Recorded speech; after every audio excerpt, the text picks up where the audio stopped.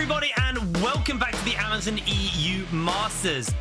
We're getting ready for our final game of Group B here. It's going to be LDLC versus a Go Rogue. Now, just to set the stakes, if a Go Rogue win this, it doesn't do anything for them, but it denies LDLC first place in the group. If LDLC win this, then straight after this game, we have a tiebreaker of LDLC versus X7 to decide who's first and second in the group. So Go Rogue right now are playing for upset, and LDLC are playing for first. Yeah, we have to see how much of a salty sailor we are getting from Go Rogue, because Anorthosis did the exact same to them earlier on, having that surprise upset that then forced Go Rogue out of the competition. Now, Go Rogue can potentially force the LFL first seed into that second place, but it's a big, tall task ahead of them because LDLC have been looking fantastic today.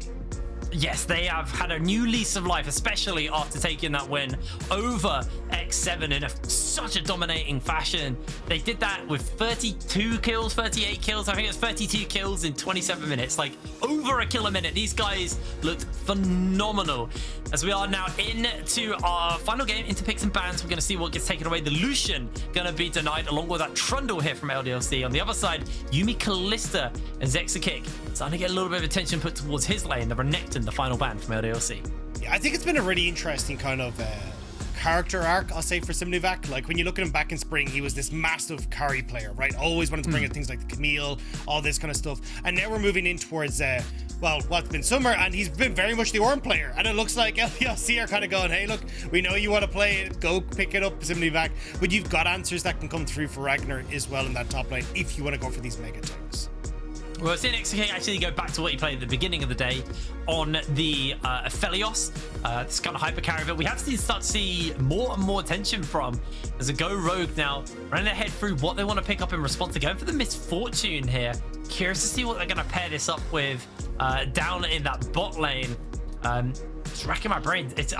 I know I've seen MF recently, but I can't remember what goes with MF. Is that bad? That's really bad. No, you just take something like a Leona, Nautilus, these kind of things that can easily set up fights for you. Wukong, also very good at setting up those fights, so Rabble immediately going to take that. We've seen Poppy kind of be an answer to this in a lot of situations, but hasn't been something Yike has been at the forefront of bringing out. But I like what Go Rogue are going for here. I mean, Aphelios, a classic counter to him, has been the MF. You range him in lane, poke him out, you just open up with the bullet time and team fights, and it's a very simple and easy to execute team fight, which is why I wouldn't be surprised to see Ragnar actually try and pick up something like the Ornn here, well, they're going to go with the Sejuani, but I was going to say it does disrupt your opportunity to set up properly as this Misfortune for those fights.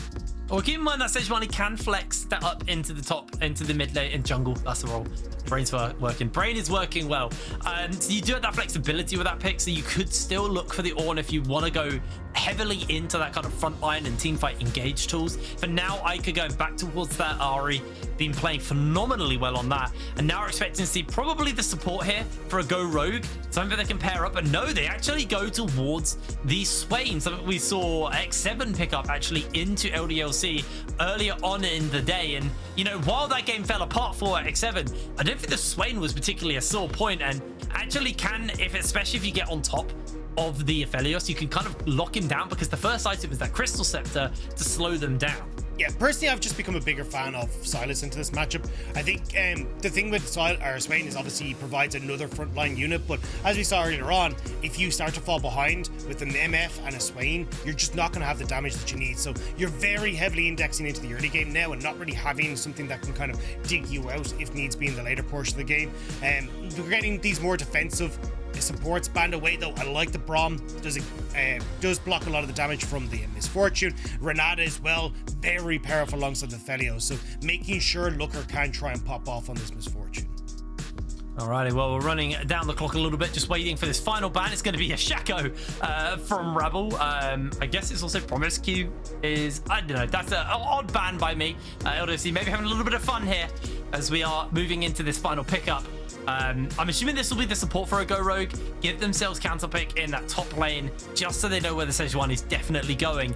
And now over to LDLC to kind of round out their comp. Are they going to pick a jungler or a top laner here, along with a support to go with Dawson? I think Lulu, to go with Exakick on the Aphelios. I think the Lulu is a pretty good pickup here. We see that typically quite a lot with the likes of the Aphelios, just able to buff him up. And Aphelios champion that does well with these enchanters, but no, they actually decide to go for a little bit of follow-up engage here with the Rakan.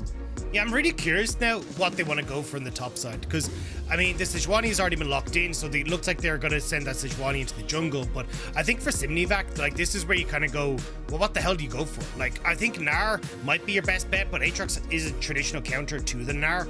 You've already lost Ornn, Sejuani, Renekton. Like there's been a lot of bans towards that top side, so maybe you just opt into the poor matchup and you go, right, like I'll still be able to provide frontline for this Misfortune and play heavily for the mid game. But looks like no. Instead, gonna bring out the Akali and try to go toe-to-toe against Ragner. That's an interesting pickup here from Sinmivak. The Go Rogue really throwing the gauntlet down in their final game of the tournament. Unfortunately for them, they are donezo. Like I said, they are playing upset, and if LDLC lose this game, LDLC are going to be heartbroken. Keep in mind, LDLC had a very dominating game versus X7, but versus Anorthosis, a few uncharacteristic mistakes made that game probably a little bit closer than it needed to be. Yes, they recovered that game in the kind of mid to late game, but there were some mistakes that were made, and Yike actually on the Sejuani, pulling off a bit of a whoopsie dive, let's say, was probably one of the key things that ended up giving Golden Toast a 4-kill start in the bot lane. Yeah, well, I think for at least for Ego Rogue, they've got a good answer into a lot of what LDLC are bringing to the table, right? Strong bot lane with Misfortune Leona, great poke, great dive setup. I really like the fact that they actually did add in the Akali, because we wanted something that could play a backline threat or at least set up for the Misfortune. And if Akali finds a flank onto something like the Aphelios, she buys a lot of time, but if you've got a bullet time raining down on top of the backline on LDLC, it becomes very difficult for Exakick to really be able to pop off. So I think for LDLC, you're going to be hyper focusing on Eika to see if he can find these flank opportunities in team fights to disrupt Looker from just opening up with the bullet time consistently, because otherwise there's not really much backline threat there. Maybe DOS if he gets lucky. Well, here we are on to the Rift for our final game of Group B, or at least final regular game of Group B, pending the results of this game, as LDLC we're taking up versus a Go Rogue. A Go Rogue probably looking to kind of scrap together, you know, a bit of pride after what has been a rough group for them. Only one win. Much higher expectations from the Ultra Liga. For a long, long time, the Polish scene was a scene that we bigged up, we talked a lot about, and, you know, we sung the praises of, but I mean, right now, struggling here. I mean, we sang the praises of Ego Rogue, right? I mean, they took first place in EU Masters right the way back in 2020 summer. So, like, this isn't an organization that hasn't found success in EU Masters before. It's just kind of been unfortunate, as you say, to see that they haven't been able to live up to that old roster, because a lot of those guys did go on to join the LEC, like Shigenza, Zanzara, we've seen Checo Lad as well, Trimby playing on Rogue. Like, it's a lot of familiar names that then went on to do great things. Yeah, no, you're completely right. As you know, it feels like a lot. That was like the big fault of the Ultra Liga. Not a fault, but they had a lot of talent. They built up this amazing kind of like roster of players. But slowly from they success, all got, they just got siphoned out of the league, out of the region. And now, you know, they're kind of working as a little bit of a hollow shell of what they once were. So looking to kind of rebuild and reclaim that spot as, you know, a region full of really stacked rosters. Because for the longest time, every time we looked at like stacked Polish teams, it was entirely Polish players. No imports, all Polish players. So, you know, it feels like they are still in the recovery phase of those years where they kind of had all that talent drain. Yeah, and now we got to see exactly like if Ego Rogue can kind of bring back at least a little bit of that. I know obviously out of the tournament, but this one is for pride, right? This is one where the Ultra Liga wants to be able to say, hey, we took the game off of the LFL first seed. We made sure that they went into that second place, and that X7 could actually end up taking that lead. So definitely Ego Rogue going to want to be coming out on all guns blazing, and it definitely feels like that's the style of composition they have here. Composition that spikes super hard in mid game, beats you at the like 20 to 28 minute mark, and if we don't, well, then it's lights out. You're completely right there. Now though, we are going back to League of European League of Legends, where it's nice and chill, you know, bit of a break from the LPL for you, where, you know, you have fun. We have farming. And I thought you're just like, yeah, this is just I'm not spoken about it. I will say, I think for LDLC, like, these are one of the teams alongside X7 in this group who've actually been a bit more proactive in the early stages, right? But I think the biggest problem is that, like, Ike is on Ahri into Swain. He doesn't get to play this lane. He gets pushed in every single time. He doesn't have the damage to push Swain out of lane, so he doesn't really get to roam. You look towards the Yike on Sejuani, you're like, I never want to show up wherever the hell Rabble might be, so he's going to be perfectly happy to just chill out. So it definitely feels like the onus is more on Aatrox Rogue here to try and play through strong mid, play through the strong bot, look for that level 6 combo between Rabble and FLICKR. And I think that's when, you know, we get to the 7-minute mark, 8-minute mark. That's when we'll see fireworks fly. Or maybe even earlier. Actually, they're keeping Rabble around. There's not really a big enough wave to go for a dive, and Yike has been spotted out by Rabble. Placing that ward down is just been a nuisance with the old monkey bop. Is going to be able to get away to safety, or is he? He's getting permafrosted almost. Oh, he was pulled over the wall by it as well. Caught by the graviton, the flash forward. Rabble has to flash out himself, and now promisq has been left on his lonesome. A go rogue, way too greedy. The heal isn't going to be enough, and now FLICKR is in trouble. Rabble's been caught by the graviton as well. FLICKR will go low, but not go down. A go rogue just, I don't know what they were doing there. That was way too greedy. I mean, Rabble just tried to be disrespectful, give Yike a bonk, and Yike was like, no, I'm having none of that. Immediately he turns on the engage. You had the gravitum as well there for Exakick to start things off, and now Sinmivak. That's the dodge away on a couple of those Dark and Blade strikes. Yike gonna get hit here by Nite, but Foxfire movement speed does mean he can reposition, but yeah, why did Rabble do this? This is really greedy. Yeah, I think he was just trying to be a nuisance, but I don't know what this interaction was. It felt a bit funky that Rabble didn't get over the wall. It looked like he'd already gone over, but because he doesn't get over, promisq now caught out no man's land. He gets slowed down thanks to the gravitum and also Yike, and even with the heal, falls down. Great follow-up from Yike here as well to make sure that you end up with Rabble dead. Just a complete disaster for Aatrox Rogue on the bot side, and this was the lane we just said they needed to get ahead on. Yeah, no, that was a real mistake there, and luckily for them, most of that gold did go onto Yike on the Sejuani and not onto Exakick on the Aphelios. He is only 300 gold up over his lane opponent right now, but has been to base, got himself the Noon Quiver to FLICKR, who's just got the double longswords, triple longswords, sorry, is able to do a fair healthy amount of damage, but DOS on this Rakan is always going to be very scary as he slowly creeps towards that level 6 mark, just about to tick over to level 5. And when that goes down, you know, once he got that level 6, FLICKR has to be careful. promisq also flashless makes him somewhat of a easy target for this bot lane. And that's the thing, like burning that many summoner spells early just makes it a little bit easier for Exakick to farm up, get to the late game Aphelios.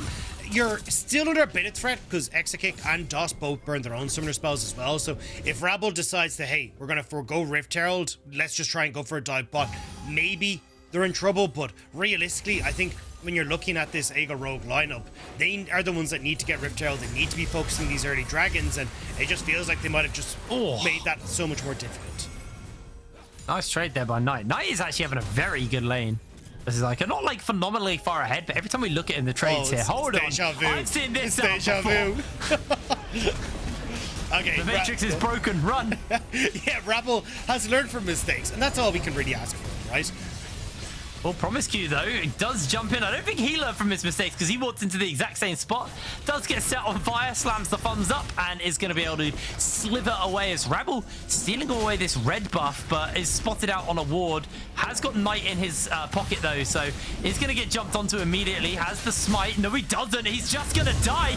Able to jump away over the wall, pops the blast cone, gets jumped onto by DOS, and Eika able to secure the kill. Now Nite is low. Nite has to pop that ultimate to stay alive. Is going to use it, has the honey fruit to keep himself healthy, but doesn't even feast. Rogue.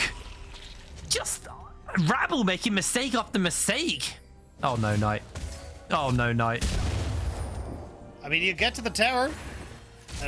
I mean, that's the silver lining here, because yeah, this is not the best of starts, I'll say, in my professional opinion. Although Exakick might be in a bit of trouble, but at least with the members of LDLC still around this bot side, they're not going to try and overforce. But here again, like, now you just get to reset. You're looking towards that Herald that's just spawned, and I mean, maybe promisq and FLICKR can make a play happen. They are level 6. They do have that, yeah, they do have that level 6. Exakick has cleanse though, so either that needs to be forced first, or they're probably not going to be able to find the kill, especially when Exakick's flash is pretty close to coming up in the meanwhile. So it looks like for now, Rogue quite happy to step away, though. promisq coming in with the Zenith blade. There's the bullet time. Exakick actually in a pretty rough position. promisq secures the kill. Level 6 is there. Has the Moonlight Vigil. Bit of healing coming in from that Crescendum. And it's just going to put the turret down. It's so scary. Turret's going to time out. promisq misses, but he flashes in. promisq gets both kills. LFLICKR maybe a little bit denied there, but they'll be happy with that one. Not even close. What do you mean? Easy kills in the bot lane for Aatrox, Rogan. Honestly, pretty needed. Like, they needed something to start going their way in the bot side. It does obviously suck that promisq gets both the kills, but he's trying to show who the real carry is. Problem is, you're now down with no ultimate on the Misfortune for this Rift Herald fight, which is why LDLC immediately start up that objective, because they know that they're totally fine when you can't play around this MF combo. Yeah, Rabble decides not to go for that. Is gonna... Wait, he's actually deciding not to go for anything. What the... Rabble! Just use your W over the wall, man. I'm not even gonna grace that with play-by-play. That was just like, what are you doing? Yeah. I'm not really sure what's happening here for Rabble. He had flash and W. Decides to use neither and just fight 1 versus 3. So, Dragon is available. Maybe LDLC move over to that one. Yeah, Yike, though, wants to try and move up towards topside. Instead, Sinmivak, you got no flash, buddy. Does have that ultimate, but he's going to get locked in place. Jumps out, Shuriken flips on, and there he is followed. Yike, able to take the kill, and the good news again, and this is some copium. Maybe NLC copium more than anything. I don't even know how you're going to come with this one. At least Yike is getting most of the kills and not people like Exakick and Ragner. Oh, that's actually looking for Exakick. DOS. Oh, DOS. Caught out by the solar flare. He's going to go down, and actually Rabble resets his bounty so Yike can get some more gold. I mean, look, the problem is that LDLC, though, they got the kill on Sinmivak and topside. You're still committing 3 members strong to bot, so they can actually look for a tier 2 here and really start to put the hurt onto Sinmivak, who already you can see not having the best of times against this Aatrox. He was kind of hoping that he'd have a bit more of a threat in team fights, but, I mean, I wouldn't be surprised. Oh, hang on, what are you? Oh, Simmy. That was a little bit hairy, but I think even he was shocked by the amount of damage he just took, but is able to clear out the wave of the Herald, so stop anything else from going down. Nite got chunked out pretty heavily and is instantly going to jump in, actually catch him to Eika, who's taking a couple of tower shots. If Nite can chase me, he has no flash, so Eika will be able to survive for now. Eika even gets himself the chicken on the way out. I mean, just unfortunate that you don't get the kill there for Nite, but great job here from Yike. And even Sinmivak just using the Shroud slightly early, so there's no way to try and hide. Tries to use the perfect execution, but can't get the second hit to actually get out of there. And then we're going to skip back down to this bot side. I like the DOS and Exakick are playing like super safe initially, but they just don't expect how late Rabble kind of shows up to this play. They try to move away, Exakick gets out, but DOS stuck with nowhere to go. I feel a bit sorry for LFLICKR, because LFLICKR could be very fed right now, but unfortunately, Rabble and promisq, they like money. But there is still a gold lead to LFLICKR. You know, he's been able to build up a bit of a farm lead. He's got that assist gold as well, so he's almost 1,000 gold up. promisq's almost 700 gold up, 600 gold up on the Leona, so, you know, he's also fed Leona, baby. As Sinmivak is going to very cleanly move away from Ragner, as Ragner gives him the old laughing jinx emote on the way out. That's the problem, though. Like, Ragner, incredibly strong in this top side now. He's got the Hex Drinker. He's moving up towards the Eclipse. He's going to be a monster.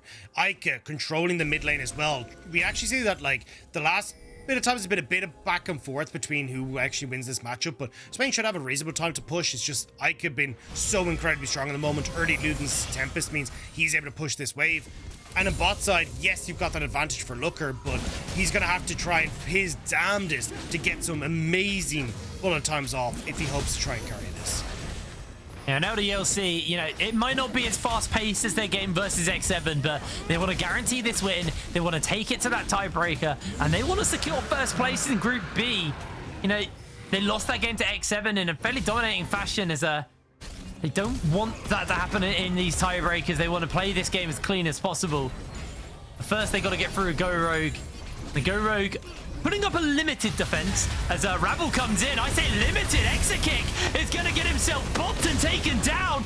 DOS may just be next up on the menu as Stopwatch comes in. LFLICKR once again denied the kills as Eika comes in with the charm. Rabble secures a double as Eika will be able to get out. And now they're chasing with a charm of the promisq. promisq able to dodge away, but they do catch onto him. Slowing down with the make it rain from FLICKR. The Go Rogue able to save their bot lane. You got Swain in the way, though. I'm not too sure how much Rogue want to try and take off this.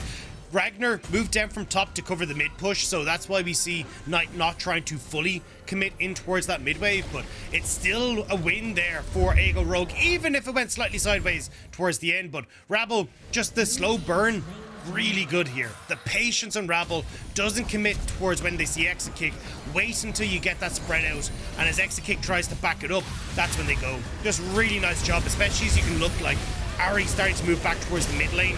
It was just really solid timing there from Rabble. Well, for now, just Eika been playing very, very well. Like you're saying, every time we looked early, it was Nite winning the lane or winning the trade, but now it's just Eika who always has that lane pressure. Yes, he has Dawson lane, so this is a little cheap, but he is still, you know, a level up on Nite. There's a lot of control in this lane, and Nite just trying to get himself into that point where he can actually take over. He's going for the Leandries as well first, so actually bypassing that Crystal Scepter first, and is looking to kind of just get that Mythic as soon as possible. Yeah, I think that's the big one, is just like, okay, how many bodies can we put in the way of FLICKR? I personally would have either preferred the Everfrost or actually, you know, going towards that Raiden's Crystal Scepter, because trying to get slows onto Ragner or, you know, DOS, or at least trying to get something that can prevent access to the backline for FLICKR would have been great, because you're all in on the FLICKR show. Your 3 kills on Rabble, sure, but you can see the damage. Oh, Exakick able to get away, but this may actually just be tower for a Go Rogue. That zone with multiple people roaming down means wave denied mostly for Exakick, but also tower goes down for FLICKR. So FLICKR still quite happy in this lane. 1,500 gold up over his opponent. We'll see where he rotates into next to try and cash in on more gold. Sinmivak finally finished up that proto belt in the top lane versus the Eclipse, now finished up onto Ragner. And Ragner, remember, he was the saving grace versus an Orpheus on this Aatrox at the beginning of the day. And he's been set up for success. Even looking at topside, Yike is on the Herald, which should just go down, but Ragnar in the 2v1. Yeah, he's going to have to try and survive this one. He flashes away. They chase in. The Shuriken flip doesn't hit as Rabble continues to chase forward. They pop the Hex Drinker, and now Rabble has been turned on to Ragnar. Will take the kill. A Go Rogue's jungler once again getting just a little bit too greedy, a little bit too over eager. It's promisq. Not really going to be able to do too much here to Yike. The Eclipse shield, the Hex, the Maw, no, the Hex Trigger, I was right the first time. Shield as well coming through. That's a little bit of an oopsie there from Yike, as you can actually place that over the wall, but doesn't quite get it, but the dive. Yeah, can they actually stop the charge in time? They're on the back. Go Rogue actually shift focus, so this tower will go down. I think if FLICKR had not focused on killing Exakick there, they actually could have stopped this, as Solar Flare goes a little bit wide, and Go Rogue kind of just making a couple of fumbles one after the other there. Yeah, it's gotten a little bit messy for Aago Rogue, especially, you know, after the loss to an Orthesis, after losing out on their opportunity to try and push forward in towards playoffs. Looks like it's taken them a little bit harder than expected. I mean, the Eclipse and the Muraman are going to be completed soon for FLICKR, but I don't know if that's a big enough win when you look at like how far ahead Ragnar is in this top side. Looking at the mid lane as well with a 1.2k gold lead, it feels like LDLC are just set up to continue to play through these dragons and continue to look for these team fights. Well, 17 minutes on the clock. The game is definitely, you know, a little bit slow. Well, I say definitely slower paced than our previous 2 games. And that would be in the base. As LDLC, you know, they are respecting a Go Rogue and their comp. Go Rogue as well, you know, outside of a few mistakes, definitely not out of this game. Yes, it's a 4,000 gold lead, but you know, a Go Rogue's team, all it really needs is a couple of good kind of key targets to get hit by the crowd control, FLICKR to be uncontested, and then there is a world where they can pull this game back. Rabble and Nite are going to be able to buy a lot of space for FLICKR to use, but for now, they are playing, you know, with that respect in mind. Nite hasn't quite got the Crystal Scepter for slow, and Eika getting jumped onto here. Rabble, just get the monkey bop off and get a little bit of damage done. Yeah, I think what is needed here for Ago Rogue is Rabble with a 5-man lockup no. and LFLICKR not to get caught. I say good flash, but he's instantly caught out. DOS is locked in place. promisq. And LFLICKR's able to survive. The bullet time's a bit of a fumble, but Sinmivak's now on the flank buying space. Look at the damage. Rabble comes in. Exakick goes down. Nite in the middle of everyone. A Go Rogue just might have done it. They just might have won that team fight. Phenomenal play from LFLICKR and promisq to stay alive. And a Go Rogue instantly pull the trigger and turn it around. promisq was a hero in that play.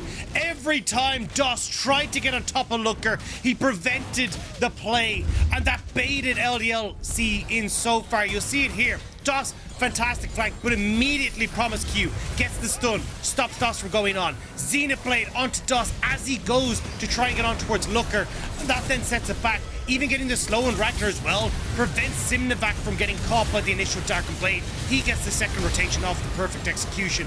And Rabble with Nite, with the AoE, able to pick off the remaining members of LDLC because they're all overextended. Really phenomenal stuff coming in from a Go Rogue, and that gold lead for 4,000 has now shrunk to 2,000 off the back of that. It's actually even closer than that. It's 1,500 gold, and they've still got a 2,000 gold lead on to LFLICKR. Problem now is he is flashless, so he is vulnerable to getting jumped onto. We'll have the ultimate coming up fairly soon, but promisq is going to have to play out of his bloody mind to not lose LFLICKR. But for now, it looks like they're hunting Ragner. Ragner has been caught. The Zenith Blade, the CC control, and LFLICKR finally cashes on in his first kill of the game. Meanwhile, Nite is being jumped onto. DOS is going to pop him up, and Nite loses a little bit of health, but is able to move away. In the meanwhile, a tower goes down, and we're going to see Eika also pick up this tower on the bottom side as well. So gold lead swinging back somewhat as Rabble once again finds himself on the end of getting caught out, but does have monkey spin and is going to go Beyblade mode, catching onto DOS and Yike, buying space for Nite, but Nite's able to go over the wall. But the problem is a Go Rogue are coming in. They're going to hex gate out, and maybe DOS might just get himself caught for the moment. promisq will lock him in place. The CC control gonna be there. DOS will go down as Sinmivak takes the kill. I mean, you invest so much there from Rogue to try and get the picks, but all you end up with is support in the end. And again, I think this is nice that we're getting some gold into the hands of Ago Rogue, but I think we're starting to see the cracks form in Ago Rogue's game plan. Yeah. Ragnar is too big on the top side of the map. You need multiple people to deal with them, and a second LDLC see that, they're like, cool, Yike, go get the bot tower. We're going to keep pushing the waves. We're going to be able to hop out. And this is where now you're starting to see the vision being pushed deep into the jungle for LDLC. They're going to start to deny access to things like River and Baron for Ago Rogue, deny access towards dragons. So you need more of this from Ago Rogue. And I think now LDLC have been bitten, they'll be a little bit more shy. Yes, definitely. They were letting the game slip away with them a little bit, and now they have, you know, made a couple of mistakes, been punished for those mistakes, and to Go Rogue actually looking here for Yike. They do have LFLICKR, so good bit of CC could set them up for a solid fight as Rabble jumps in, has the setup. They're going to look for all of that damage. They catch out onto LFLICKR on the backline, so he can't get a good bullet time off. Solar Flare comes down. LFLICKR pops the bullet time, but Ragnar's immediately there to cancel it. Throws down a bit of damage, and now Ragnar has to run away, as they are going to sacrifice Nite in the middle of everyone, but promisq is coming in to save the day for Nite. Nite finally goes down. Ragnar's able to slip away, and the fight is running away from them. Rabble jumps in. Ragnar's going a little bit low to LFLICKR. LFLICKR with the red buff doing damage, but LFLICKR's just been zoned out of the fight the entire time as he hunts Ragnar. He's able to find the damage. Now he's CC'd. Now he has nowhere to go. Eika takes him down. A scattered fight for a Go Rogue will cost them heavily. That could have been the fight for a Go Rogue. They could have opened up with the bullet time, but Ragnar, with the crucial flank, immediately interrupts LFLICKR and stops Ago Rogue in their tracks. LDLC will once more command that space in the topside jungle. I want to see this again, because you look at Ragnar, he interrupts, and then the team chase him, and then decide, actually, no, we'll go chase with Nite. and then it just leaves Ragner and LFLICKR alone.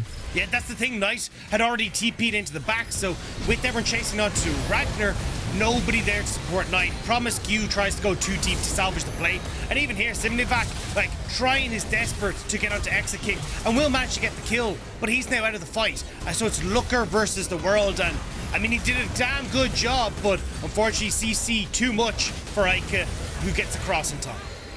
Yeah, unfortunately, not much he could do there. He even popped that heal as well, but again, and now it's Rogue who's been bitten, so maybe they will be shy. Maybe they'll be the ones who are playing a little bit more respectful. Dragon is one apiece, so they don't have to worry about this being anywhere near that soul point or any kind of pressure on that front.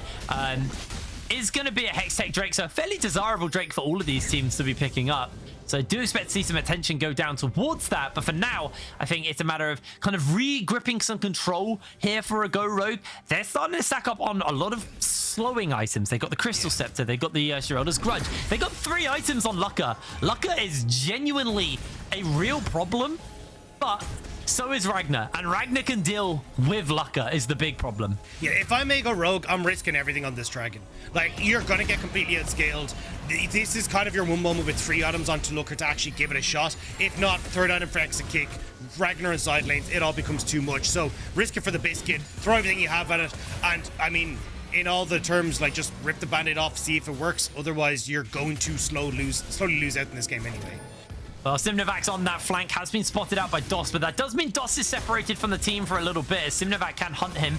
Ragnar can jump over the wall if needs be. They've popped Yike's passive, and teleport's coming in from Eika. Sinmivak breaks the chains. Rabble maybe wants to come in over the wall. They look for LFLICKR. LFLICKR's able to avoid away. Everything gets thrown down. The CT's there. That's a pretty good bullet time to start it off. Exakick, though, able to take down Nite, and instantly, a massive graviton pins the team down. They are able to take down the mid laner. Mid for mid so far. LFLICKR's untouched, but LFLICKR goes down, and this fight is all coming up LDLC. Rabble is going to have to find the steal of a lifetime as he tries to jump over the wall. Not going to go away. Ragnar will hunt him down as Rabble goes for a grand escape. It's flashed onto and is bopped an ace for LDLC. And a Baron in tow as well. They'll push out mid-wave and move over towards the big purple worm, but you can see here, it's not quite enough CC to set up for FLICKR in the middle of this fight. Sinmivak commands a lot of attention, and Yike tries to hit onto FLICKR when he steps forward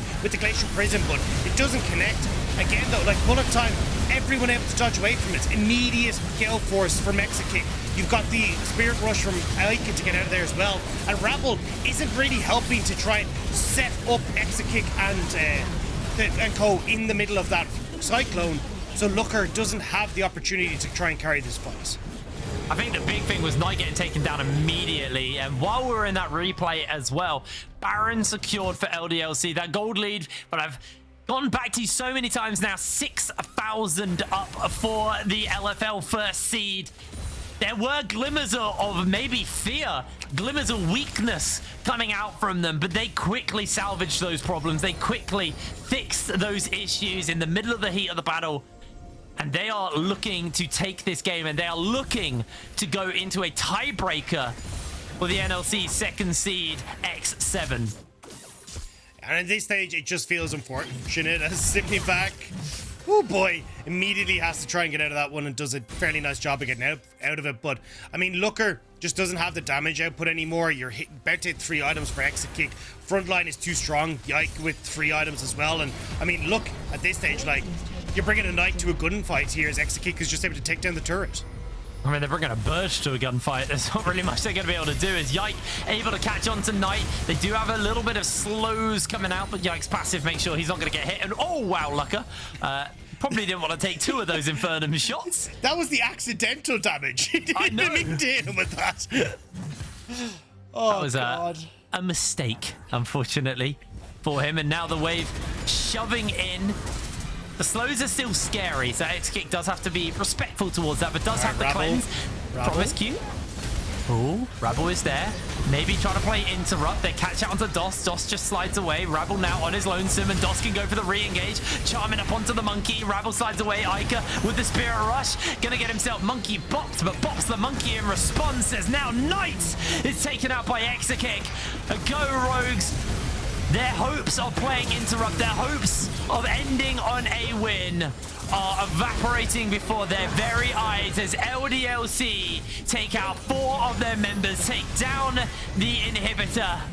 And a Go Rogue only going to find 1 win here at the Amazon EU Masters. Not the performance for the Ultra League second seed was hoping for. Not the performance they wanted. But unfortunately for them, LDLC just came up the better team today and will take this game.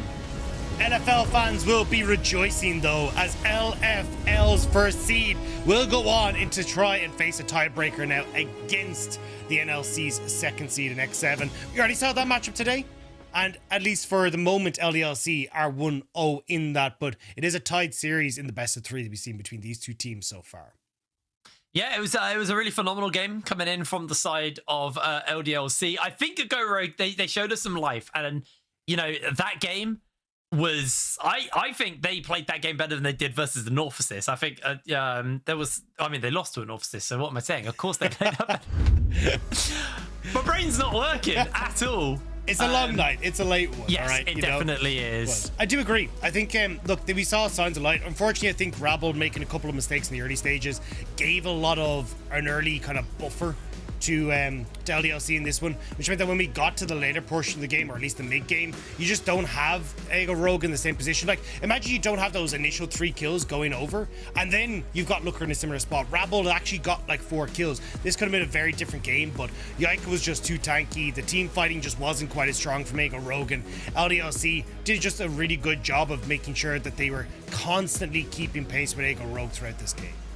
Yeah, absolutely. You know, there was definitely some moments. Well, we'll definitely see those in the replay. This is the big one. Like, promisq and FLICKR played this very, very well. I think FLICKR's ult was a little subpar, but it didn't really matter because the rest of the team coming in. Sinmivak on this flank. Yes, he went down, but look how much damage. He just set the team up. Exakick's immediately punished by Rabble. Rabble able to make, you know, really solid work of it. And this was the moment I was like, oh, maybe there won't be a tiebreaker. Maybe there's hope for a Go Rogue to kind of, you know, salvage some pride on the way out of the tournament. But unfortunately, it wasn't going to be the case. And LDLC, you know, they made a mistake once, they weren't going to make it twice.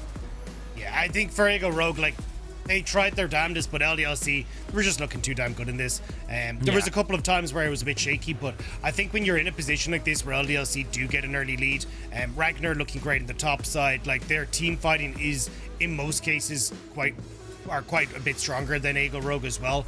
There was just no real way for Aatrox Rogue to get into this, and I think this was kind of the fight where I just went, oh yeah, it's done. Like, you see Looker try to go for this big team fight, but Rabble completely separated. He's trying to deal with Ragner, which means you actually don't get the lockup that you need here for the bullet time, and then because of that, LDLC literally just walk out of it, and that was where I was like, okay, this one's kind of doom and gloom now for Aatrox Rogue.